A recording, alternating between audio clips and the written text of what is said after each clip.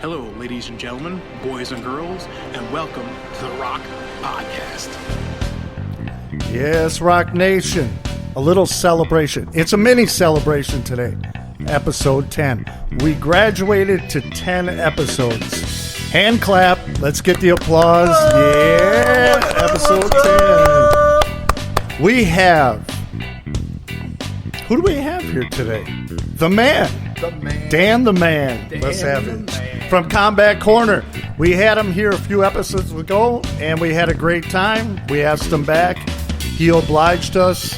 Welcome, Dan. Glad you're here, buddy. Thanks for the favors. You know what? I did get my hat. I got to show it live. Brought it in. This is it.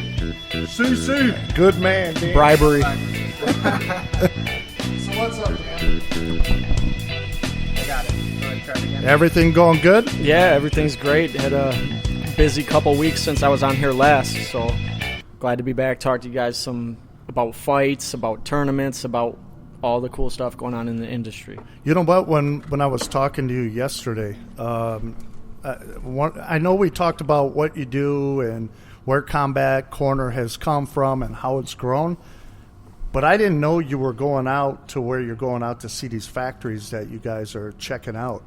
And I thought that was just another thing that I didn't know about from the previous podcast is, correct me if I'm wrong, you're going to look at factories that you want to have your apparel done? Is this? No, this trip specifically is to go visit factories that we currently work with. So I'm going to China for about a week, and then from China to Thailand for another week.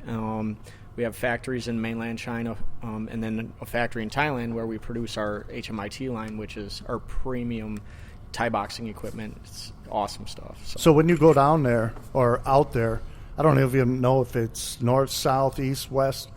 What do you usually do out there? Is it just a matter of talking to the talking heads out there, making sure everything's going smooth?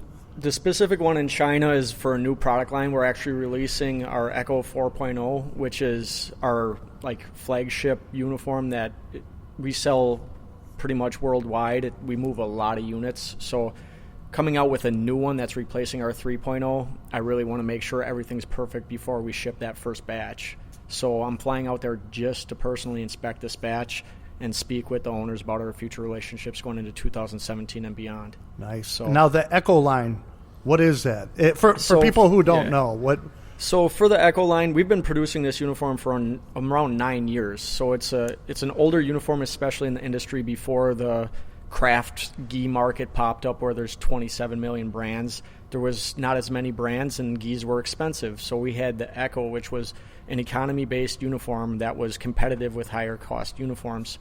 And as our versions go up in number, they compete even on a higher level, but still remain at these reasonable prices. So I firmly believe that this 4.0 will be the best uniform in the world for under $100. So period. This is a gi? Yeah, this is a gi. For under $100? Yeah, under $100. Nice. And then we also are we redid our youth uniforms, so we'll have the Youth Form 2 that's coming out, as well as our entry-level classic kimono. So we do have the Echo is called the Echo, but it's still kind of almost in a premium uniform now. Mm-hmm.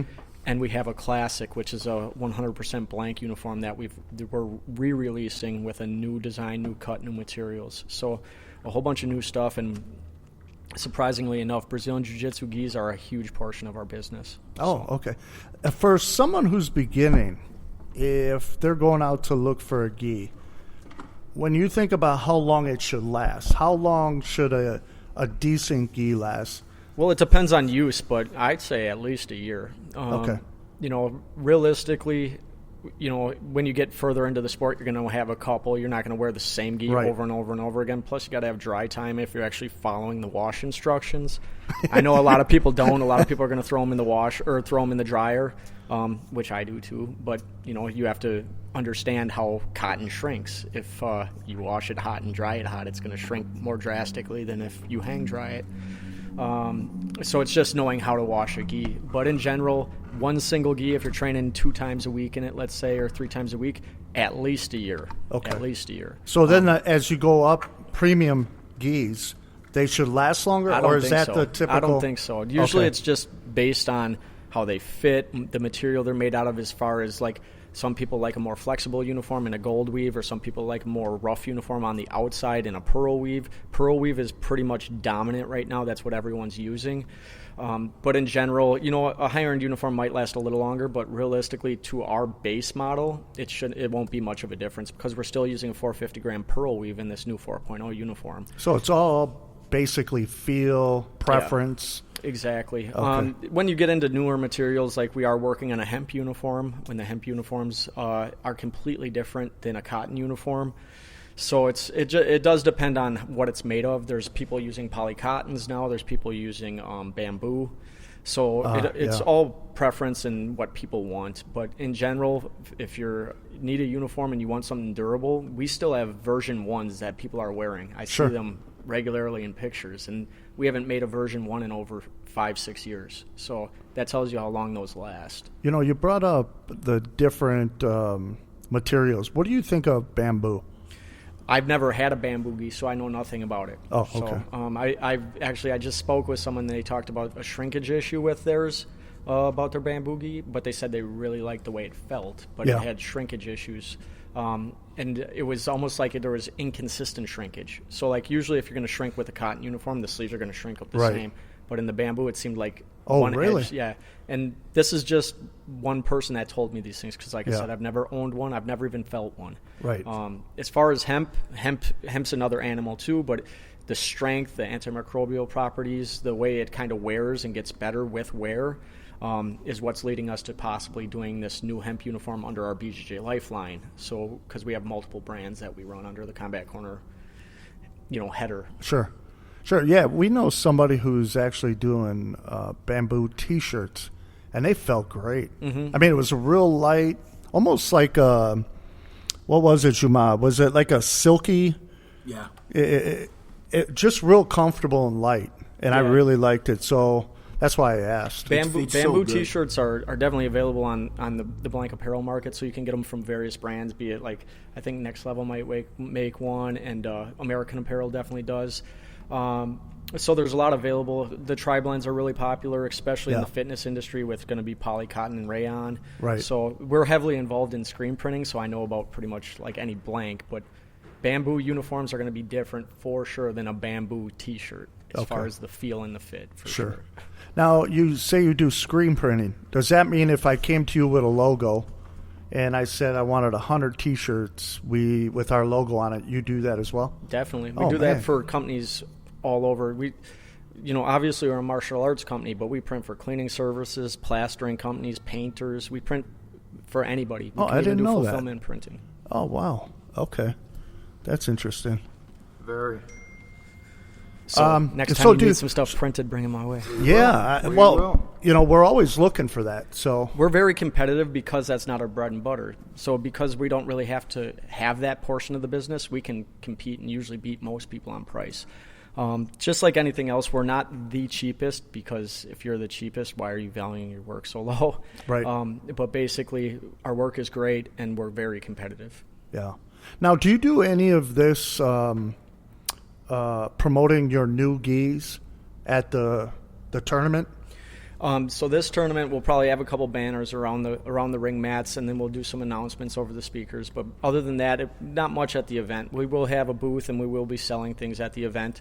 But in general, the majority of the promotion will be done online, and it'll be done through email marketing or Facebook marketing, Google AdWords. Yeah, because I remember going to the events, and I don't remember seeing like gis.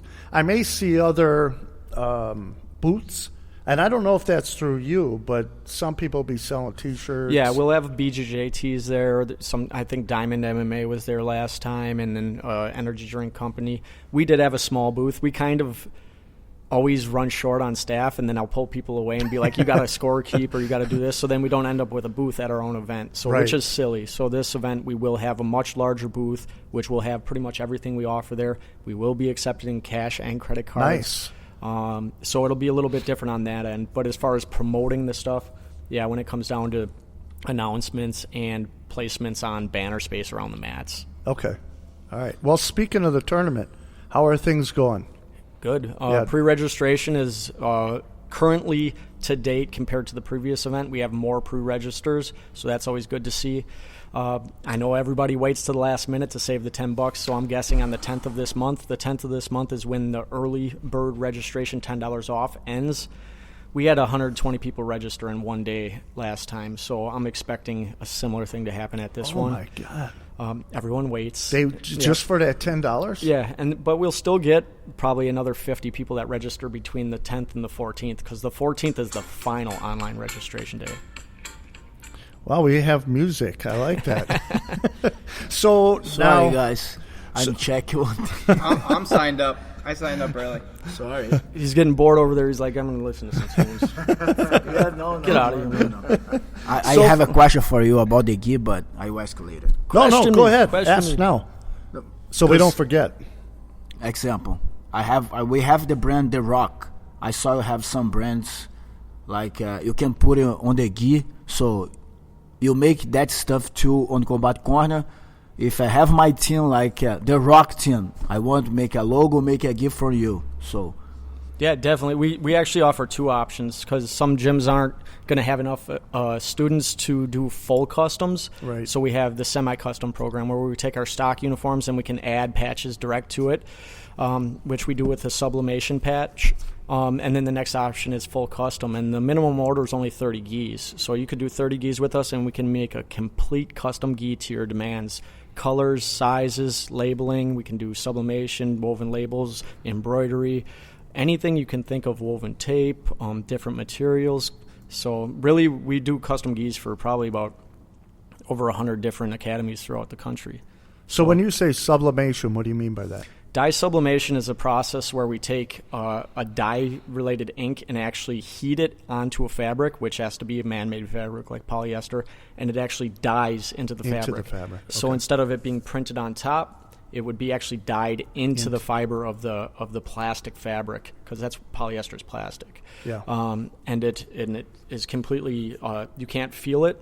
It'll never crack. It'll never peel. The only thing that can happen to it is it might dull out over time, but it's by far the most vibrant printing in my opinion, and there's no color limit. So I could do photorealistic. I could take a picture of us right now and blow it up, put it on spats or something, and it would look amazing.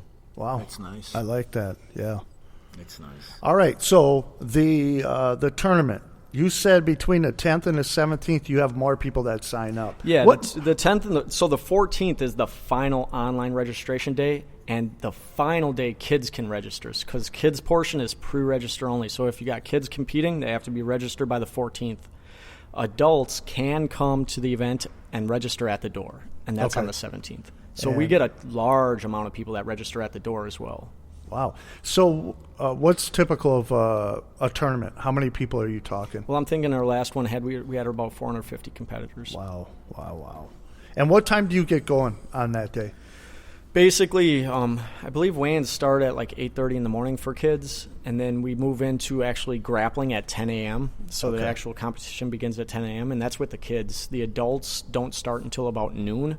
Okay. And we are going to start the adults off right away with the gi cash prize absolute division. So the first thing we do in the adult divisions is going to be the big gi division, which is going to have all the badasses from throughout the Midwest. Oh, okay. So that's at noon. And then this is at West Dallas Central? Yeah, actually, I was just there before I came here. I drove there and I did some measurements because we're trying to make the admission process a little bit smoother. We're always trying to make the events better and a little bit more fluid for our customers. Sure. And where is that? That's off of 90-something? Is that right? Yeah, you can get right off at 894 on Lincoln. So if you took 894 around, you just drop off on Lincoln, and it's about a mile east on Lincoln. It's very, very simple to find. Oh, it is on Lincoln. Yeah. I was thinking Greenfield. I don't know why. Okay. So off of Lincoln. September 17th, Combat Corner Grappling Championship, Volume 17, right? Yes, 17. At West Dallas Central, Saturday. That's a Saturday, September 17th. The registration deadline is the 14th. Yeah. For kids. 14th for kids, final date. If you try to register after that, they will not be able to compete. And there's no exceptions. I've had some people crying and people this and that, and I just have to be fair with everybody. Right. There's a rule, and we stick to them. Why is it that you make it the 14th? For kids, what I like to do is be able to pre-bracket the whole event. So then if there's not a kid that has a match, I can just contact them and their parents and say, hey, here's your refund. Don't worry about coming. Because who wants to drive an hour and a half to compete and there's no one to compete with? Right. So we do that as a benefit. Right. So we try, like I said, our whole event, we are trying to make it the best experience possible for the competitors. No, I like that. And then for the adults, obviously you're going right up to that day. Right. Because you can always match up an adult. Always. We've never had, I think, a single adult division in these last couple tournaments where we didn't have someone we could match them with, at least in gi or no gi. Right. And we do have the weigh-ins the day before as well. So Friday night, the adults and the kids can weigh in, and they can also pay there as the adults. So if on Friday night, some people want to get the weigh-in over with and come in a little bit later the next day, that's fine. Right. Oh, Dan, one question about the kids. But if you call the parents and parents let you know they want challenge their kids, so they want bring their kids another division. Yeah, totally. Okay. That's what we want. So but I want that approval. Okay. I'm not just going to drop this kid in, a next division. And sometimes we have an anomaly. We have a kid that's 8 years old and 200 pounds. You know what I mean? So it's like impossible to match that kid. But we'll be like, I do have a 14-year-old that's been training 2 months. Your kid's been training 3 years. I know there's a huge age gap. You tell me what you want to do. It's on the coaches and the parents, not me. Because that's something I don't really completely know the skill level of every single athlete that's signing up for our events, and I want to make it so people can compete, but it's also fair. Yeah, and they know going in too. Yeah, if you have a kid that's way out of the range of what your normal kids at that age group are, you can expect it's going to be a little bit more difficult. But we're going to do our best to make it happen. Right. Yeah, that's a lot of work. Heading right up to that. It is, and that's why we brought in a professional bracketing company now. We've been doing these all by ourselves for 16 events. Actually, we've done 17 events because we did a USB JJ tournament as well.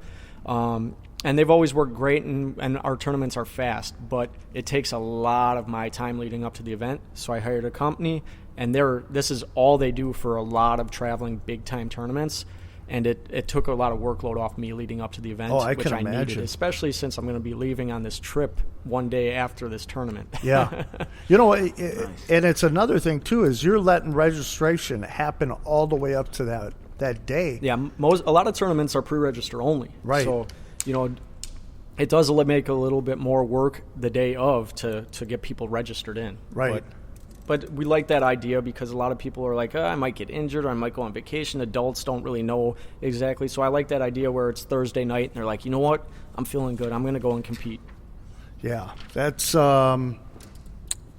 I know I've run tournaments before, albeit a different sport, and much less. I don't know if you want to. Well, competitors, much less competitors, and. You're trying to make everything right. Like you said, you want to make it go fluid throughout the day. Not only the day of, but everything leading up to that day as well. Totally. Making the process very, very smooth. I'm looking forward to that day. Lou, are you competing? Yes. And what belt division are you in? The lowest of the low. That's all right. This is the perfect tournament for any rank. So yeah, I mean, it's a pink belt. Yeah, pink with sprinkles on it. Yeah, glitter, stars, and polka dots. I don't know if you guys allow it, but I put all the what is it called where you can put the crystals, all that. Bedazzled it. Yeah, I bedazzled. Oh, you bedazzled my your gi. My belt and my gi. Yeah. Is that okay? You can do whatever you want. Just don't put the rock patch on your gi. It's already on there. Sorry. That's the most bedazzled part. Yeah, that's the main rock. For the love. So it'll be my first competition. So I'm excited. Looking forward to it. I think we'll have to film it and live stream that. You guys are going to come out possibly for that. Yeah. So during that part, we'll just live stream. It'll be like it'll put be as much pressure on them as possible. Yeah, it'll be pure comedy. It'll be so funny. You know what we're going to do? We're going to use the producer's camera to film him in a competition. guess. Yeah. Everybody's gonna get a great laugh out of that.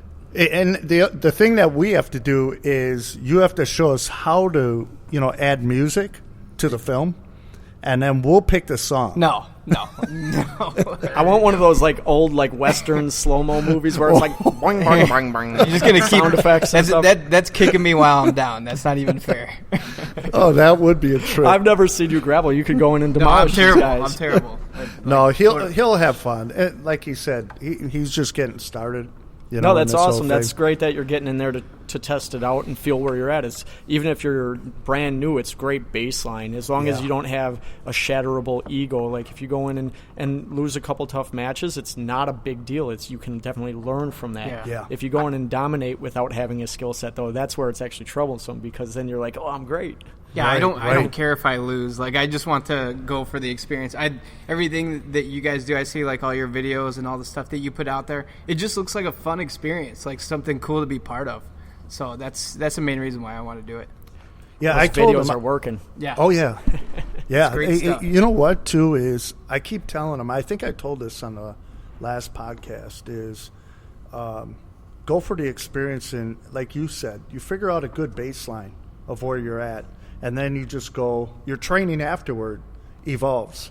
You've gotten the experience. Now you know what is in store for you for the next event. Exactly. And I feel even if you're not competitive by nature, if you're going to do Brazilian Jiu-Jitsu for self-defense or doing Brazilian Jiu-Jitsu for any other reasons, why not know that what you're doing is functional? And I know that in the gym you're still doing a functional thing, but it's with friends and teammates and things like that. Once you go against someone that wants to beat you, you know if what you're doing works or not. Oh, dying over there. hey, paramedic, call my You know what's funny is we're on this camera and they can see me coughing up a lung. You know what? That's a good time for. That's okay. Apparently, you could do anything in this country nowadays, My eyes are watery. especially choke while you're on a live podcast. But getting back to anything in this country, we know about Colin Kaepernick. I have to bring it up. I knew you were going to talk Oh about my I have God. to. biggest news story. I mean, and this is where I'm going. It's not even about race or your political beliefs or whatever. It's about this country and what it offers you and what it gives back to you, what you give back to the country. And me being a veteran, a fireman, the whole thing, it really burns, but the normal civilian should have, I would think, the same pride. And I think Juma, being a Brazilian, he loves his country more than his own country, and most people do. And the fact that someone who was born in Milwaukee, Colin Kaepernick, he was adopted by two white parents, raised him in America, got a job as an American job, American football, and he makes millions. Now, I understand where you want to, I guess, Make a stand statement. up, make a statement. There you go. But I think there's other ways. This country offered him and given him so much.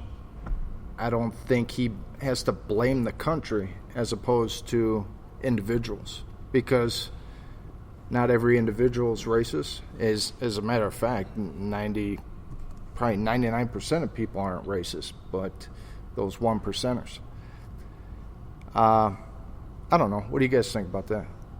It drives me bananas that you can't even. Let me go back real quick. The NBA has a rule. The NBA does that you have to stand. Players, coaches, trainers have to stand for the national anthem, no matter what. You'll get penalized, fined, the whole thing, suspended. NFL doesn't. So that's another. Well, here's two things that jump out on my mind right away. Number one is they wouldn't allow Dallas to represent the police symbolically officers, right? for the police. Yep. And then number two, for Colin, if he's making a statement, how does sitting down resolve anything? How does it? what's the solution that this sitting down causes or provokes? To me, it seems like it just causes more division, which is pretty high right now. I mean, let's just cut to the chase. It's pretty high. But I just think, for a guy making millions of dollars in the United States of America, $17 million a year to be Right. third string. to be third string. He's an idiot. I'm going to stick Yeah. my thing in. I don't. No, go ahead, bro. I think he's stupid. I think he's misguided. But I don't really care what he did because I don't care about him. So the fact is, the media pushed this out heavily, and they want everyone to care. I don't give a shit. Sorry. Amen, brother. No, you know what though? I mean, I agree to you on a certain point. Is where you don't really give a rat's ass about what he thinks, but because the media pushes it the way they do, it makes everybody else care. Where you Yeah, they released Lochte. You ever see Yeah. that meme? Lochte, thank you, Colin Kaepernick. So I mean, the media pushed it, which is making everybody else care. Where you're your own individual, you know how to think on your own. But hey, let's face it, there's a lot of people out there that don't know how to think on their own, Well- and they take that ride with the media. Let's put the icing on the cake here. Now, the coach, okay, white coach, he can't be misguided either. And he goes, well, I got to stick with my player. He, believes in what he believes He in. said that? Yeah. And after this came out and blew up, and why are you doing this, Kaepernick? He says, I'm going to do this for the rest of the season. Instead of saying, well, this was a one-time thing, or maybe I was wrong, maybe I should, be a speaker, speak for, rights or whatever he wants to do. Which I think if athletes came out and tried to Make a statement, I think it would make a huge impact in this country. I really do. Yeah, but they got to do it in a constructive way. Well, athletes are so admired and respected and looked up to, that I think if they did their part, that it would make the country a better place. See, that's where I get irritated, because they're just another person. I know they are. They're just making a little bit more money than most people, and they're on TV. Well, kids don't want to grow up and be the president of the United States anymore. They want to be the next NBA superstar or football star or whatever the case is. I understand emulation, but basically these guys aren't doing anything for change regardless, Right. no matter Right. who they are. They're making examples. Examples are examples. The best thing they could do is just be who they want other people to be, and they'll follow suit. So if you're a role model and you want people to follow your role, set the example of who you are, not these one-off, stupid things that you're going to do to try to get attention. He's getting attention. Yeah. That's it. I'm wondering if it's because he's about to lose his job. He thought didn't that even too. get traded for a third-round pick. The guy, get out of here. You know what, though? It brings up another guy that did try to make a statement with his pocketbook. And I know he probably made some money along the way, but Magic, when you look at what he's done for the inner cities, putting up different restaurants, movie theaters, I don't know what, Starbucks, the whole thing, he's actually done something with his money. Right. He's tried to help. Now, I don't know all the details, but that's what it seems like. Whereas here you got knucklehead Kaepernick, who, I don't know, would he just decide that day to sit down and have a beef with the United States? I mean, There must have been some thought beforehand or decisions made for him to decide to do that instead of him just randomly doing it and causing this uproar, because he had his explanation, there and ready. ready, yeah. I think it's much, much deeper. I think he was just sad because he wasn't starting. I agree. I will. And he pouted and he sat down. And then he made something up afterwards. I will give you my thought about it outside the box, because I have been in the United States for 5 years, and I'm Brazilian, guys. I think from Brazil? what he said was stupid. because I haven't been in the United States. I'm so happy to be in the United States. I'm so happy to everything America gave to me. I have so much respect about the flag. I think he never, ever, he couldn't say this. That's my opinion. I'm Brazilian. I have a lot of bad things to say about my country. Guys, stop complaining. American, stop complaining. You don't have any idea. You are so lucky, guys. Yeah. You are so lucky. You're born in the United States. You have everything. Go to my country. Go to my country. Live over there. My country is beautiful, but hard to live over there. So, and you know what's crazy about that is that the other countries, if you watch other countries' sports and whatever, when they have their national anthem, their hands are on their hearts, and they are singing their national anthem with pride. I mean, they're belting out. You see these guys with mouths wide open singing their national anthem because they're still proud of their country and who they're representing. Did you see what Asian Bolt did? Did you see? We're going to say Usain Bolt. Usain Bolt. You weren't supposed to do that. You were supposed to say what? Did you see what he say? No.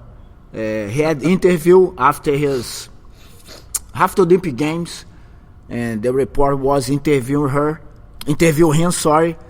and then they start the American, how I can say? Anthem.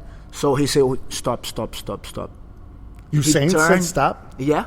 He turned, he put his hand on his chest. Oh, yeah, I saw that. Really? Yep. Nice. That was, and that was the national Jamaican. anthem? Yes. Wow, good for him. Colin, take a cue from that. Yeah. I mean, come on. And I feel he like makes more money than Usain Bolt. Maybe we should send somebody to give him a few 1-2s and knock some sense into his head. That's what Jamal's for. Again, guys, I love my country. I'm Brazilian, so I'm not saying my country is horrible, but I just don't want to live over there anymore. Right. I have my family over there. I'm going to Brazil once a year. And after 15 days, bye, guys. See you next year. Kisses. Kisses. You know who needs a kiss right now is Tony Romo. Why? He broke his something in his back. He's chronic. He's out again. He's chronic injury. Yeah, I'd say a little sad song. You know who else is probably sad right now? Who's that? Little Nate Diaz. I don't think he's sad at all. He's 50 million. He's got bank. He's out there smoking with Snoop Dogg and stuff. I saw that. I agree. He made 13 million, Yeah, bro. 13. That's what I saw. 13 His millions. paydays before McGregor were like 40 and 40, you Yeah. know. And then he goes to $500,000, then to 13 million. You gotta And I don't know, love it. half the first fight, I'm sure he got some pay-per-view buy too, so I don't know Yeah. what his total purse was, but 13 million, that's like the second highest payday in UFC history. That's behind crazy. McGregor. That's pretty badass. That's why he wants that third fight and no other Why fight. wouldn't you? Yeah. Well, I say about time because UFC is pocketing 100%. a lot of this I money. like seeing the money come into these guys. Hell for yeah. sure. Well, They're the you know ones what? working their asses off. We were looking at the purse or the paydays going down on the main card. I think the opening fight of the main card, the loser got $10,000. Yeah. That's sick. We talked about that last time. Did and we? I said, you know, like the division between these high-paid guys and low-paid guys, it happens in boxing too. But Right. even on these boxing undercards, these guys are still making like Oh, yeah. 200,000, not 10. Right. You Exactly. mean I'm going to be on national live? Well, this isn't national because it's pay-per-view, but I'm going to be on a pay-per-view, and you're going to give me $10,000? Right. You know, the camp for a professional athlete at that level costs more than $10,000. Exactly. Let's go talk about the union. The union, though, That is you a know, good it's going to be point. difficult. It's a different sport. It's not baseball or football where you have a season where you're signed for a period Right. of time. As an individual fighter or a subcontractor that can be cut at any time. And, you know, that's probably the biggest thing. It's weird that they're subcontractors, too, when they're signed to the UFC. But they're not allowed to fight anywhere else. That's kind of that's kind of messed against up. what a subcontractor is. Subcontractors should be able to get work anywhere. Right. So Do you think that the Japanese buyout will change any of the payday? or change the rules? What do you mean Japanese buyout? Isn't it a Japanese dude that- Chinese, I think. Or is No. it Chinese? No, it's an American company. Oh, it is? Yeah. Oh, What are they I called? It's an entertainment group ran by the guy, I forget his real name, but like on the show Entourage, Ari Gold is like the guy they based that character off the real guy. Yeah, WME. Really? I thought. Why did I Yeah, hear some so did Japan buyout or something? That was originally the rumors and stuff, but obviously there was a couple people that were interested, but they're the ones who ended up buying them out. And they've worked with the UFC before, so it's not like a loose relationship. They worked with them. They thought they were a good buyer. And that's a company that's built on content. They make anything you can think of that would be put on any sort of network or content provider. So that's what they make money off of, this content. So the UFC has a lot of content. Yeah, they'll move into this pretty smooth then. The new buyers. I think so. Yeah. And obviously they're keeping Dane on and stuff like that. And it doesn't seem like they're keeping him on just to talk. He's actually still involved.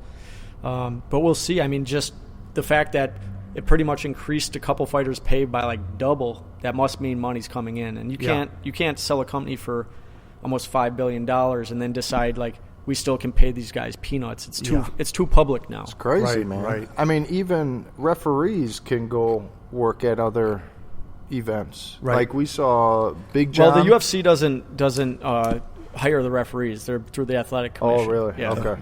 Yeah. They can ask for specific ones with the most experience and that. In fact, John was banned for a little while from the UFC events because of there was a couple of various reasons. I forgot what happened, but then he came back. Oh, really? Who's the guy that I haven't seen in a while? Yamagachi or? Well, who's the guy in prison? Rosenthal. Oh, yeah. Rosenthal. Wasn't he jacked up on some juice or something? Or? I don't. Yeah, there's some drug related stuff, but Jesus. Some drug. Well, what's new in UFC with all of that? What are your thoughts on that TRT? TRT, that's been banned for a while, but I mean, realistically, USADA, from what I'm seeing, a lot of the fighters are complaining about how active they are on them and stuff like that, but that means they're actually doing their job, but they're messing up fights. They're messing up fights fans want to see. Yeah. Supposedly, John's fight was because of some dick pills or something like that. Yeah. Yeah. I Boner don't know pills. if that's true. Boner pills. That's what they call that's true, but Oh, that's what they say. and if that's the case, though, like they just sacrificed, probably a $500,000 fight for the UFC because of something that is definitely not, making him perform better in fighting. Might have helped him that night. You know what I mean? Right. But that's it. Yeah, it almost seems like a double-edged sword. It's like I really don't care if they take anything. Me neither. You're walking in. You're increasing your performance level.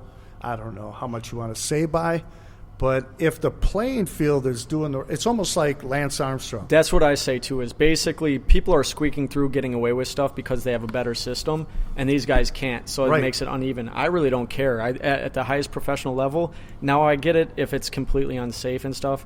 But a lot of these guys, it would be more even if it was just wide open. And people can pick and choose. Like, if you want to do it, you can. If you don't, you don't. Right. And these are high-level athletes. So either way, I guarantee a couple of those guys in there are getting away with it. Oh, there is no question. I mean, look at Brock Lesnar came into the sport, and he's been a user his whole life. Anyone who thinks he's been clean is ridiculous. I mean, the guy went from looking scrubby when Alistar beat him. He left the UFC, and like 2 months later, he was on WrestleMania. The guy was like 40 pounds heavier, pure muscle. Jacked. Yeah. The guy's a user. That's it. Now that's a good point, because didn't he get busted after the fight? Yeah, and he didn't even get barely any. He got a $5,000 fine, and that was it. That was it. Yeah. He was the main crazy. card, right? Nick Diaz didn't get suspended originally for 5 years for weed, and then they reduced it to a year or whatever, and he still owes like $75K on it. That's why he couldn't corner his brother. Yeah, that's right. I feel bad for funny. Nick. Not really. No, he'll come back. I'm not and a he'll have Diaz big guy. Fight. I mean, he's only won like one fight in the last 5 years. Yeah. I mean, he's legit. He can hang with guys and Yes. stuff, but he's hanging with them. He's not beating them. Right. So, in the last 5 years, he's won one fight. Who were his last fights? He fought Silva, Ah, that's right. That was a joke. and he beat BJ Penn, who's way BJ. lighter than him. Right. And then he lost to like Carlos Condit. And, St. Pierre. Yeah, so basically, like I said, in the last 5 years, he's only won one fight, and that Well, was he's- versus BJ Penn. Yeah, but fighting they St. just- Pierre, Condit. He fought the best the dudes, best. don't get me wrong. Right. And he got paid for it, too, when he fought, like, Anderson. I think that was his biggest payday. But it's funny because he was chasing that money, and now his little brother, who was just fighting, is now making the big money. Yeah, and he gets called out of nowhere, and he hits a big payday. But Diaz brothers bring a lot of publicity and money for UFC. Oh, yeah. A lot of people don't like them. I like. No, a lot of because people love that attitude. I like that. It's like the There's- Mayweather syndrome. Yeah. I like them. They are true fighters. They are not fake. They go in there and work. Exactly. There's a reason why Mayweather's a multi-hundred millionaire. Yeah. I mean, he knows how to promote himself. Well, and I think it was, I don't know what year it was, like 04 or 05, where he switched from Pretty Boy Floyd to Money Mayweather. Yes. And that was a transformation of his career, where he went from trying to be, just out there being flashy or whatever, to a straight heel. Like, the most successful guys do follow the wrestling model, which is kind of funny when you think about it. But, I mean, Chael Sonnen was probably the first guy to come into the UFC and do it. Yes. Chael Sonnen had zero personality before he released that. And he had zero following. And then all of a sudden he was getting all these huge fights because of his mouth. And all his stuff was stolen anyways from the WWF. Yeah. But he killed it. I mean, he got 2 title fights. He got a title fight after losing a title fight. Right. And he's not even relevant. Like, Yeah. how did he get in there? Because he would say stupid crap on the mic. Maybe that's what we need to do. Let's just talk complete Just talk stupidity. trash. By the way, I like you, Chael Sonnen. You're not watching this, but, we're cool. Get Chael. I will say Chael Sonnen, he's a good fighter, but I don't like him what he say about my country. Oh, that's he doesn't right. know. See, that's how he became more of a heel, though. Yeah. Like, I guarantee, Here we go. it was He more about doesn't just know. talking. He doesn't know about my country. He cannot talk shit about my country. He doesn't know. Tell us I how I you don't really like him at all. I don't like Chael Preach, Sonnen. brother, preach. I like think, Chael. I think that should be our first Friday night fight. Is Chael versus Juma? Didn't Chael just do a Metamoris. a super match with someone? I thought he was in Metamoris, wasn't he? fight him? No. He did a big match with someone, I think, recently. I don't remember the results. It was but I with think he might have. the Dean. Computer. wasn't it with Dean? Computer. I cannot remember now. Yeah. Josh Barnett fought Lister, right, in Metamoris? Was it? I don't remember. Talk about wrestling attitudes. Who was that smiley guy who Sam fought? Ovey? Yeah. Yeah, he's from here. He's from Milwaukee. Yeah, he's from he is. Wisconsin. Or I love that Kenosha. guy, man. Sam's a great fighter. He's a very, very tough guy. I've seen him from when he started to now, and early on he didn't have the biggest skill set, but the guy was all heart, and he just unbreakable will, and he'd win fights just on being tough and there, and he definitely hits hard. Now he's picked up a lot more skill, and he knocks people out. Yeah, He just did, I like didn't he? him a lot. He knocks people out. He's got a lot of power. So Sorry, Chael Sonnen fought with Babalu, Metamoris 6. Who? Babalu? Babalu, Brazilian. I haven't heard of him in a Brazilian long guy. time. Yeah. Yeah, Babalu used to fight in the UFC, things like that. Yeah. He's an older guy now. He's Yeah. got to be in his 40s, right? Yes, for sure.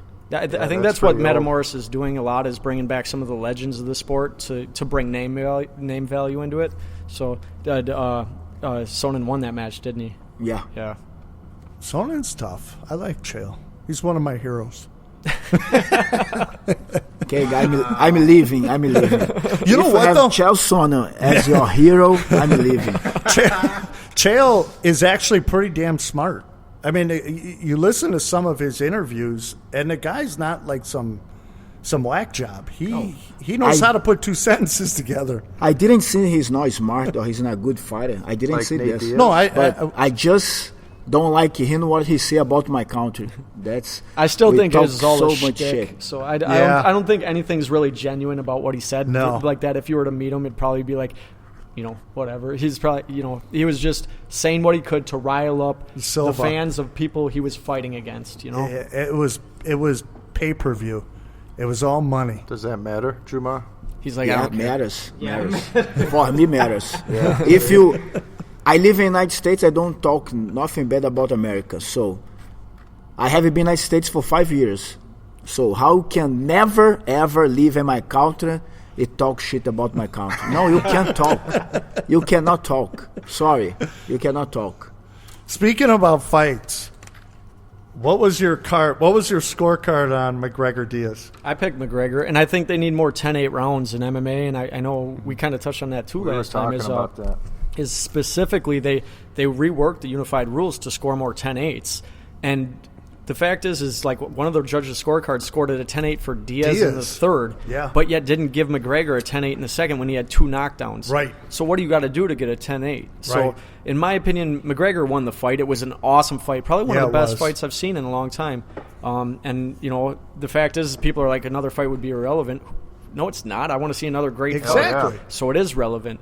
But I think McGregor won on the scorecards, but it was close as ever, and Diaz is tough as nails, and his ability to take punishment, stick with it, not break, and McGregor, you know, he's one of those guys that really tries to put you away and put everything into everything. So yeah, they're going to gas. I mean, not that I was anywhere near that level, but I'm one of those guys that always tries to finish, and you gas yourself out if you do that. Diaz just works, and if he happens to get a finish, he gets it. So that's the difference between those fight styles. I really thought McGregor was going to show a repeat. In the second round, when he started gassing, I was like, I even said it when we were watching, I'm like, oh no, Diaz has got this. And McGregor just held on and did it. I was happy because that was all McGregor at that fight. But whoa, what a fight! You're right. It was one of the top fights. My top fight was Hendo. Hendo. I think we talked about it the last time. Hendo and who's the guy from Brazil? No, he'll fight. He's talking about Shogun. He's talking about when Shogun. Yeah, that was a great fight as well. Man, those were good. When is the Hendo Bisping fight? That's in a couple pay-per-views, or I mean that. I hope he wins that fight and retires, goes out as a champion. That'd be like a storybook career right there. Yeah, for Hendo, definitely. If UFC put make I don't know, Hendo, he's the best fight. He has a lot of title. Put the Hall of Fame. That's it. Oh yeah, he don't deserve the title. He's my a guaranteed opinion. Hall of Famer, in my opinion. Now he hasn't won a UFC title in the current era. Like I said, he won a tournament title at UFC 11, I think. But he definitely, in my opinion, mixed with pride, because the UFC in their Hall of Fame now consider WEC and Pride part of that era. So he's a Hall of Famer. Oh yeah, he was a Pride champion. He was Pride middleweight and light heavyweight champion. You'll be October 8th in England.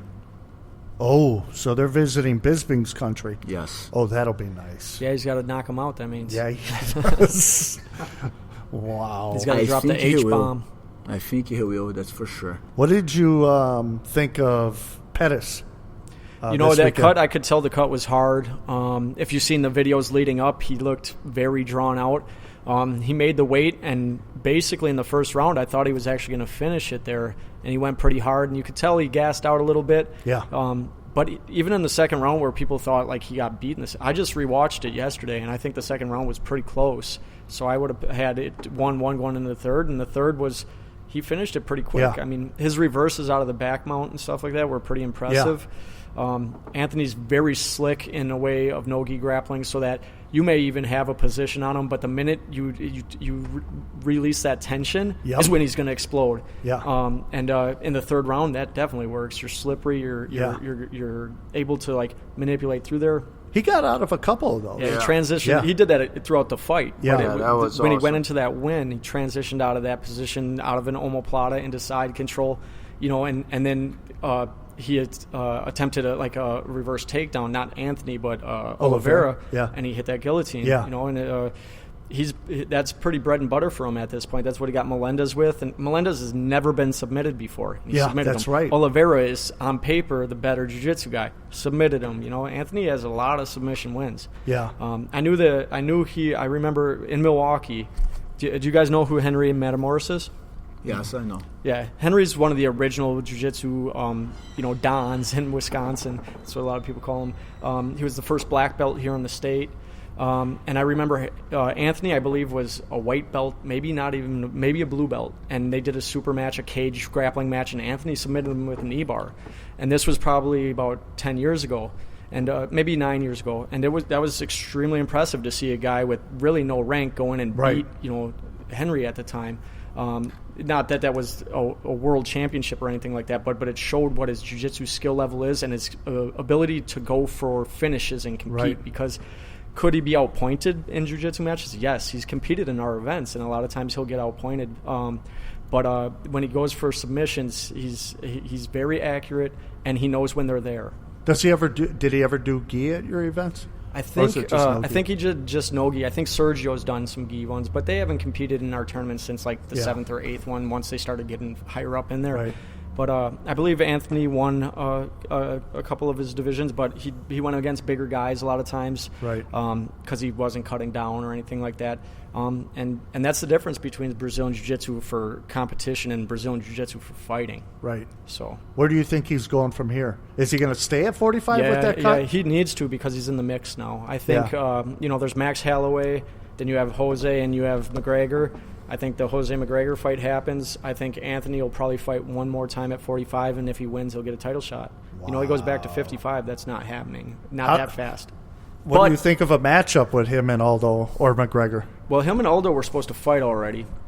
And, obviously that fight didn't happen. And then him and McGregor, when McGregor, when Dos Anjos dropped out of that fight, Anthony's name was in that mix. So was a lot of other guys. And he chose Diaz because Diaz is the least dangerous out of those guys as far as, winning by devastation or, really with the skill set. I think that the McGregor camp thought Diaz was going to be an easy fight for him.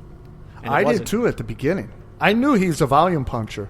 But being out of shape, because the first fight he had like 5 days notice, all this stuff, it definitely leaned in McGregor's favor. Right. But it didn't turn out that way, did it? No. No. I like that. Is that a speed racer? Batman. Oh, okay. That dates me. Yeah. Speed racer. Man. Wow, speed racer. I don't think people know what that is anymore. Wait. That was with Spritel and Chim Chim. Who was the original Batman? Adam West. Adam West. Right? Yeah, Nice. Wow, you guys are both dating yourself. Yeah, he's 53. Yeah, I'm 21. Hey, I just want to give a shout out to a couple of our sponsors, Route 20 Outhouse, Stephen Ray over there. Thanks for all you do. We got a podcast coming up at Route 20. Be there or be square. That's when? Thursday? Next week, Thursday. Next week, Thursday? As a matter so of fact, that's the 13th? Is that the 13th? No, that's the 15th, wouldn't it be? No. I don't know. Just Stop give me it. a date. It's next week, Thursday. That's the date. Okay. So be there. Wow. All right. Also, Nikki from Route 20 will be on our podcast this Thursday. So Okay. 2 Thursdays in a row, we're doing some Route 20 action. All right, we're going to give a shout out to Relay Local. Thanks for all what you do.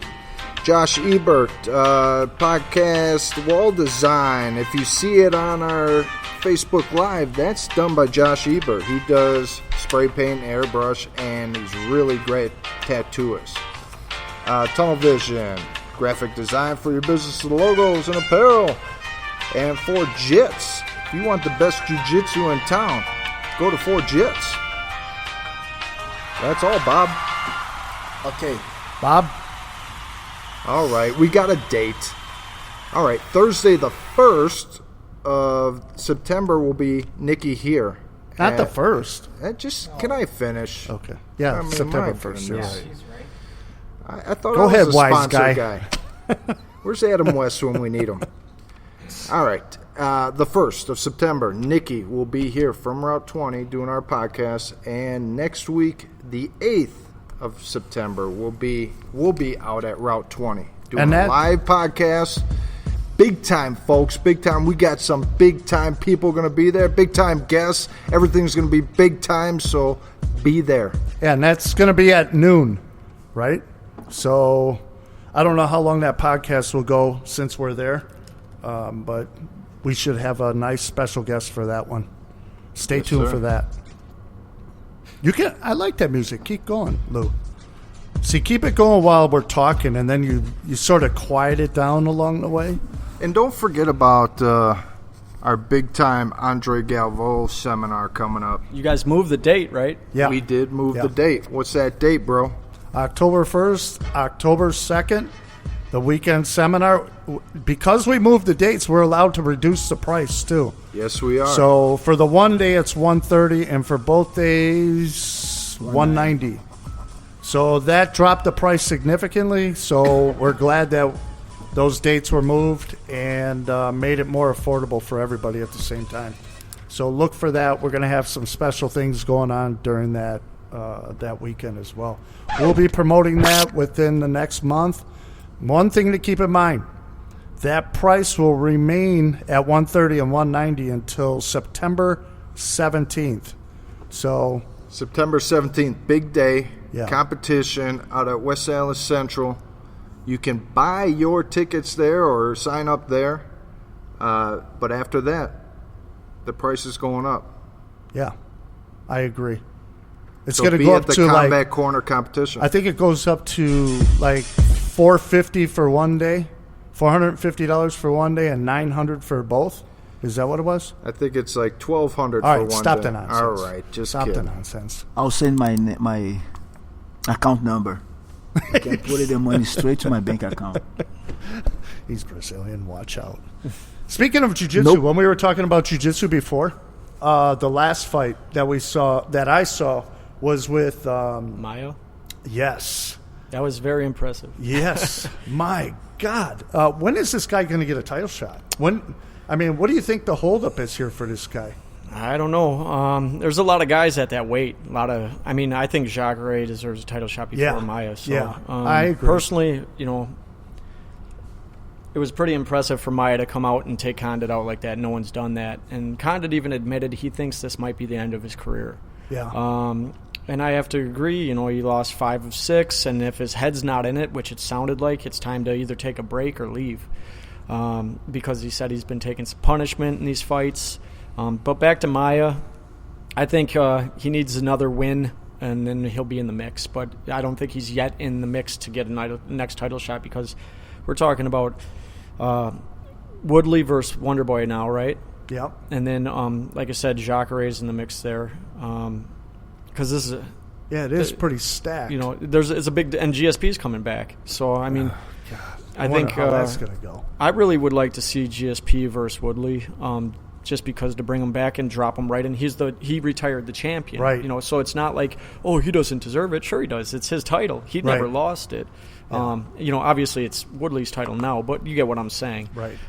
So I'd like to see that fight. It's almost like a unification title fight. Yeah. But other than that, then I think it's Wonderboy should be the next option, because he deserves it. And then after that, it goes into the water full of guys underneath there. It's kind of crazy. That's the one division where the champion, I feel, should drop like Robbie, with that loss, drop like almost out of the top 5. You have to work 1 or 2 fights to get back in that mix, because it's too common that they drop these guys just into the number 1 contender spot again right away. Yeah. And there's enough rematches, even though we just talked about the McGregor-Diaz one. But, yeah. I don't know. It doesn't seem like there's any method to the madness. That's you said. You should get dropped out of the top 5. It seems like they get dropped to the 1, or they get there's dropped barely to the any 5. drop after It's a just, loss. It's all over the place. I would say about Maia, he's unbelievable. His jiu-jitsu, it's top level. But that was amazing dry to go in, because early in the fight you're dry. I guess dry makes it a little bit easier to secure submissions, but also to defend against someone moving on you. And it was like he was there to fight and win, and Condit was just kind of like, didn't really defend it originally. Like there was a threat, and then all of a sudden it was threat and it's done. Yeah. Once he moved for his back, done. But I think, my opinion, Maia, he doesn't sell pay-per-view. Yeah, I think correct. UFC now, everything about money. Why Jacare didn't get the title yet? Because he doesn't sell He pay-per-view. knocks guys out now too, though. So I can see Jacare getting in the mix pretty quick. So I don't think he'll be out of it too long. But I agree with Maia, where he's a little harder sell. With some of the barriers that he faces. Obviously the UFC is an American company. Not that they're only pushing American fighters, of course, but if they got guys that have a way huger fan base that are buying pay-per-views, that's who they're going to want there. I agree. That's what I have with Conor. Conor, he go to the top so fast. I don't know exactly how many fights he has before. Go to fifth or fourth to his division. They definitely pushed him and promoted him and built him more than any other athlete in the sport. I agree. Well, GSP and Woodley, that would be pretty crazy. I think that'd be a great fight. Awesome. Both have great wrestling. Obviously, Woodley's credentials are higher, but GSP's MMA wrestling, when he left the sport, was considered the best in the sport, mixed with his karate style. And Woodley's, I can't even really genreize his striking style because it's a good mix of what works. Yeah. So I think it'd be a great fight, and it'd be an even matchup. With the Thompson fight, I think it's a newer school even karate style that comes in that could pose problems for Tyrone too because he's much longer than him and strikes from the outside. But I have personally talked to Duke about that fight, and Duke Duke knows, from his days of that style of fighting, he really knows how to defeat it. That's what he told me. So they're pretty confident about that fight. Who would you take? GSP. Let's go down the line. GSP, Woodley. I would have to go with Woodley because he's fresh. He's been fighting. He's been in competition. And I think Woodley's better. I agree. I'm going to concur. I mean, basically, you got a guy that was out of the sport for a long time, and I'm asking to drop him right into a title fight, but maybe he should have a warm-up fight. Who would be his warm-up, though? That's what's difficult. Yeah. If you retire the champ, it's hard to come back and fight number 12. And then if he loses, his career's over. Yeah, it's done. At least if he comes back, fights for the championship, loses, he's going to fight again. Yeah. It's tough to stay on top for a long time, as GSP was. So he was tired. Well, a lot of people say he could have lost that fight to Hendricks? John Hendricks, yeah. If you check his face, if you judged it by their faces, he lost the fight. But obviously, fights aren't scored that way. But a lot of people think Hendricks won that fight for sure. Yeah, I don't know. I'd have to. I just want to go against you guys because I would have said Woodley. But if we were at a fight night at the house, I'd go, all right, I'm taking GSP. He just wants the other guy. Me personally, when I watch fights, I just want a good fight. So I'm a fickle fan. I'm like, everyone's cheering for that guy, and I want him to win. Right. So unless I personally know him, then of course I'm going to be on that fighter's side. But otherwise, I just want to see a good fight. Yeah. Now, so do you know Pettis then? Yeah. So obviously you were cheering for Pettis on that fight. Okay. Who else is in Rufus's camp that's pretty relevant right now? You got Woodley. What about CM Punk? CM Punk, I don't know anything about him. You don't? I've seen some of the videos and this and that. I know from people that train there that, he's in there grinding away. So I guess we'll have to wait and see. You got to remember the guy he's fighting isn't the most experienced either. Obviously, he won a UFC fight, but I think he's only 2-0 or 2-1. What's his record? I don't know. Yeah, I don't even. But I think it's a good fight. Does he have fight experience? Nope. He's just a professional wrestler, exactly. WWE wrestler. Doesn't have jiu-jitsu or... No, I remember in the beginning there was these talks of him, being a jiu-jitsu guy and stuff, but I think it was much more exaggerated than it really was. Yeah. But it's been about 2 years now he's been training heavily for this fight, I think. I was going to say, I think he signed in 2014. Oh, I didn't know it was that long. Yeah. That's pretty good. He started from scratch, I think they said. Pretty much. So, I mean... This has been brought up a lot. There's guys that perform in the locker or in the gym, and there's guys that perform in the fight. Mm-hmm. So if he's a guy that performs in the fight, he's as dangerous as anybody else. But if he's a guy that doesn't, then he's going to struggle. Being that he's used to the lights and the people and stuff like that, I don't think that's going to affect him in any way. But, like I said, there's guys with a skill set that doesn't look impressive in the gym or on pads or in sparring sessions that people are tearing him apart right now. But come fight day, if he wins, then you shut your mouth, So that's how it's going to work. We'll see. Did you see, speaking of fighting, Patricio, the last fight on Bellator? No. Where his who did he fight? I can't remember now. We were watching it. Yeah. And Benson Henderson. Oh, yeah. I heard all about it, but I didn't watch. Yeah, his foot something happened to his foot or his knee, and he just stopped. But he was picking apart Benson. Oh, Henderson was getting beat. Was bad. he? Yeah, I didn't see it. Yeah. Yeah, it gets his first win, but it's not really legit then. Hey? Right. Okay, I'm gonna have Yeah. to check that one out. Yeah, No, it wasn't legit at all because Pitbull just stopped. He gave up. They were fisticuffs, and then he said, "I can't stand on my foot." Yeah, And then that was sucks. It always sucks Yeah. to see a fight end that And way. Pitbull was beating that ass. Was that for a title too? Was that their 55 No. title? No, I don't think so. they didn't drop him right into a title. I know he lost at 170, and then he dropped down to 55. Henson belongs at 55, but When did he fight Pettis? Was that at one? Yeah, that was at 155. They were all at 155. Yeah. He went up to 170, fight Brandon Thatch in the UFC. Yep. And he won, but it was a tough fight. And then he decided to stay there. But he's not a welterweight in my opinion. He's too small. Yeah, and he's a cardio kid right there too. Mm-hmm. He can last forever. That Henderson. Yeah, he's a great fighter. You know, even despite these couple fights here, he's still a great fighter. He was a champion. You know. So, my producer is now pointing to Combat Corner Grappling Championship Volume 17. And speak to me, Lou. Talk about it. It's awesome. I'm getting directions. Everyone No. who does jiu-jitsu should come. We're about. It's the greatest competition in the world. I want him to push the info out. How can? What was your division where again? do people? What was your division? Masters. He's not 35. Masters. Wait, is it? I thought it was over 30 though. It's over 30. No, it's 35. Yeah. It's 35. Is for it ours. 35? Yeah. You're gonna be. It said hurting, 30. man. I thought it said like 31 or something. You're gonna be rolling with. If that's the case, I got to 18-year-old. call the bracketing company. Yeah, but because it's when 35 and up. When I signed up, I think I You said, might have got squeaked in there, and they'll be contacting you to fix Oh, that. great! Now I'm gonna get my. You're gonna butt get rolled whooped. up by 18. I know. I'm gonna go against some young kid. He's just gonna toss me around. Well, I was just going to invite all the best grapplers in that division to come out and compete for free. What, No, I'm just kidding. How much? Oh man, How much do you weigh, Lou? What are you going in at? I don't know. It's like, I don't want to tell anybody what I'm Depends on doing. how many donuts I eat before. No, maybe like 175, 180. Okay. So the 185-pound Yeah, division. Dan, look for that, please. Look That's for 185. All right, then I Yeah. can eat McDonald's. Yeah, on my way 185 's there, the and I'll be division. Okay. So, what did you want to ask him, Lou? If people want to sign up, what website do they go to? Go to combatcornergc.com. You'll be able to find out everything about the tournament. You'll be able to register right online there.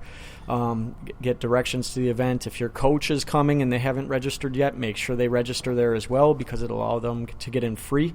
If not, they'll pay admission just like everybody else. Do you have to weigh in a day ahead or You anything don't have like that? to. We offer it, but you don't have to. So Friday night from 6 to 8 p.m. at the high school. Yeah. If you want to weigh in Friday night, you can come any division and weigh in Friday night, and you don't have to weigh in the morning. You will still have to go check in, but you don't have to weigh in. Is there an advantage if you go Friday night? The advantage is that you get to cut, if you're cutting weight, that you have more time to recover. Okay. So there is an advantage to it, but in most grappling tournaments, people aren't going to cut crazy weight, and they'll just show up day of and grapple. But some people really want to go hard, and they do that. Yeah. Is If you there weigh in the night before on the way to the tournament, you can stop at McDonald's and Get the McGriddle. get the McGriddle Oh, and man, the that was pancakes and all And then that. I'll watch you throw it up later. Yeah. Gross. Yeah. That's going to be the show. I'm going to be the entertainment. That's Everybody's Dan's gonna be favorite watching. restaurant is McDonald's. Oh, I hate it. I'm trying to get to a serious question. McDonald's. There's Batman. All right.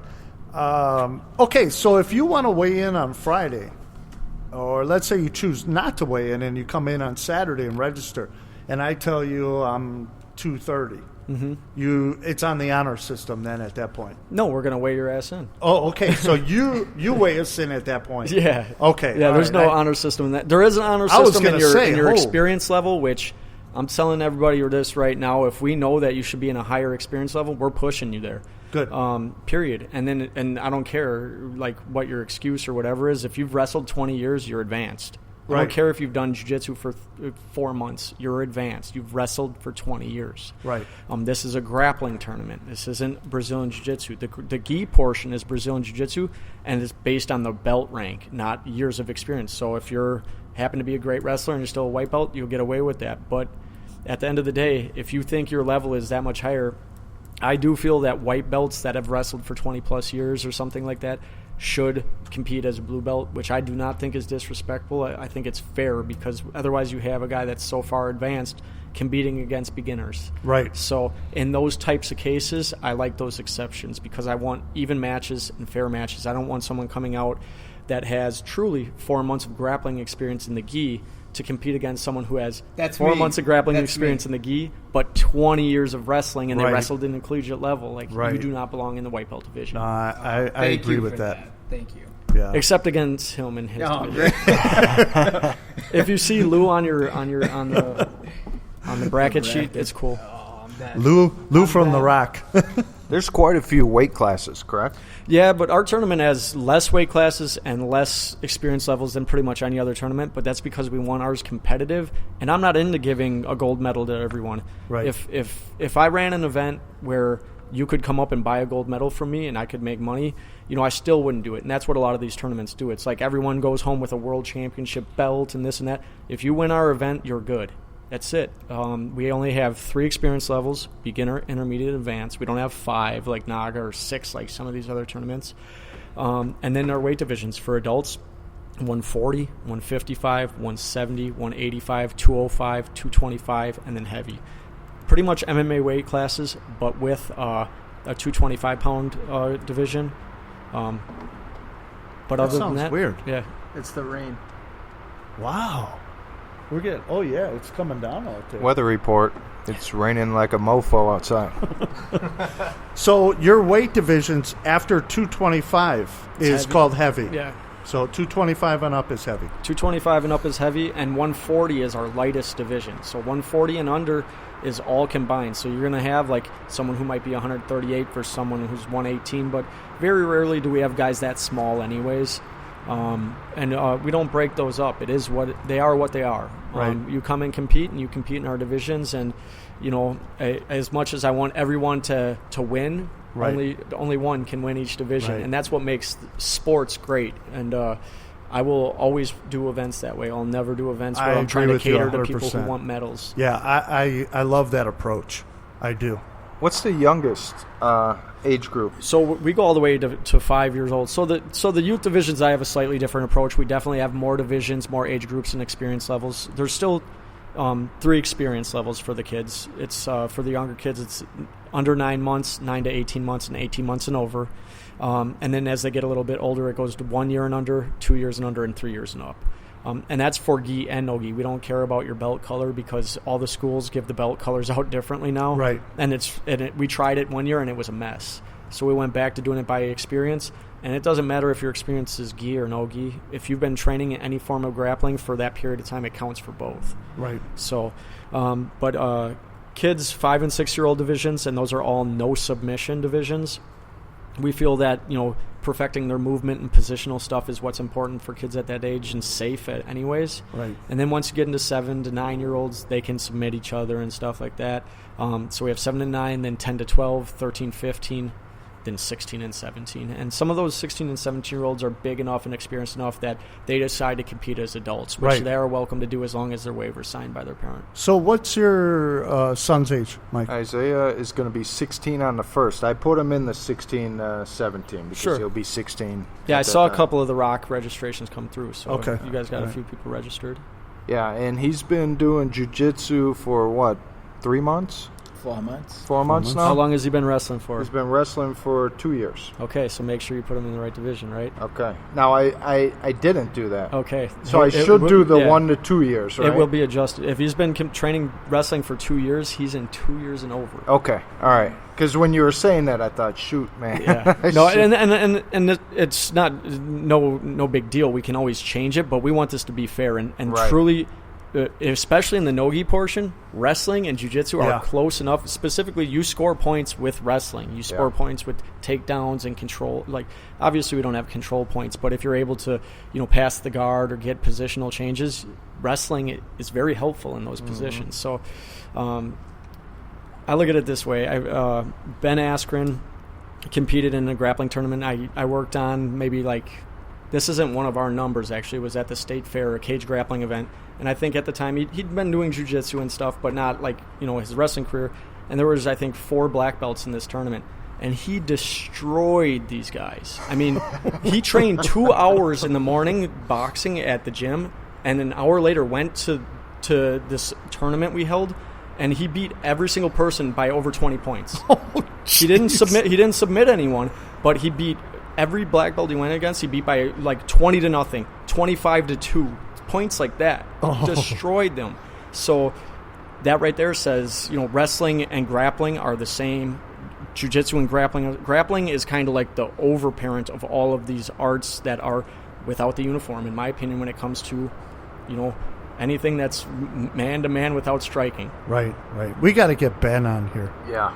I would love to talk to him. Yeah, you hear that, Ben? He's We're going funny. to get you on here. He's funny. That's what I hear. We're working on it, Ben. We're coming after you, buddy. Man, that rain is That coming rain down. is coming out. I think we better seek that's a sign. shelter. We gotta It's a wrap it sign. up. We gotta take shelter. Get under the floors. Dan, we want to thank you again. I mean, you take time to come out here from the falls, chat with us. We want everyone to hit your tournament. Obviously, we want to have you back on here. Again. For sure. So, I like talking sport. So. Yeah, we'll definitely do that, guys. Let's give a shout out to our sponsors one more time and head out of here. Okay, Route 20, Outhouse on Route 20. Be there. Go there. Get a bison burger. Eat food. Listen to music. Have fun. Come to our podcast next Thursday, the 8th. Also, Rely Local. Shout out to Nick, who runs that joint. He does a great job. Josh Ebert, who does tattoos. He does the podcast wall design. He does paintbrush, airbrush, all that good stuff. 4 Jits by Jumai and Philippe. They are the best jiu-jitsu professors in the world. So if you want to be a professional jiu-jitsu master, I do. see, we already got one. Go to 4 Jits. That's actually Andre. GFB, right? Is that GFB. GFB? Yeah, GFB. Juma Fiera Felipe Barbosa. Say that again. Essa. Say that 5 times fast. Andre Galvo. Seminar.